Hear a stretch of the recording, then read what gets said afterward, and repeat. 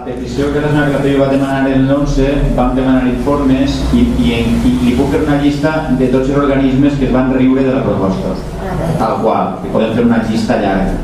Encara guardo jo una de les fotocòpies, perquè després hi en premsa i torna així en premsa i no passa res, no? Si vostè sabem la forma de treballar, vostè no vol respostes, vostè necessita això.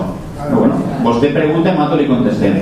Les papers estan, però de l'últim simplement, no sé, y voy a decir los párrafos. El Ayuntamiento de Carcaixent no puede, ajustándose de derecho formalmente, aprobar un tipo del 0804 por cuanto incumple las previsiones acordadas en su plan de ajuste, tal.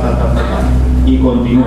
La variación en el tipo de IBI aplicable por el Ayuntamiento de Carcaixent requiere un informe de cumplimiento del plan de ajuste, con estudio de las repercusiones que dicha variación fuera a suponer. Y asimismo, tal. Que no pasa res. Nosaltres així fem un paper, posem que vostè d'Unisbe València vol baixar l'IBI, tots els de Carcaixent, ho aprovem i ho enviem. I així quan aplega a Madrid, allí ja s'assusten tots i mos abaixen l'IBI a tots i paguem la meitat. Així nada de fàcil és. Vull dir que els que estan a esta part de la taula ho saben. El senyor Rossi sap que això és així.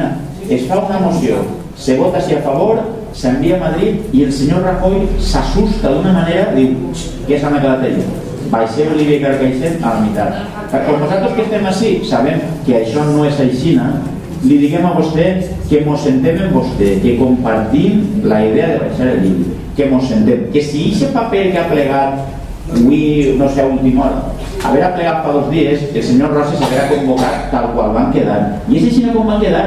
I si van quedar així, vostè no podia esperar-se a que plegara el paper. No. Vostè tenia que presentar el seu paper, perquè així és Anna Calatayud la que baixa l'IBI en Carcaixent. Salom no s'havia donat compte, Signe estava despistat, l'altra dona de la senyora Gomis no ho sabia perquè els veïns no els diuen que l'IBI està alt i entonces ningú havia caigut en demanar això.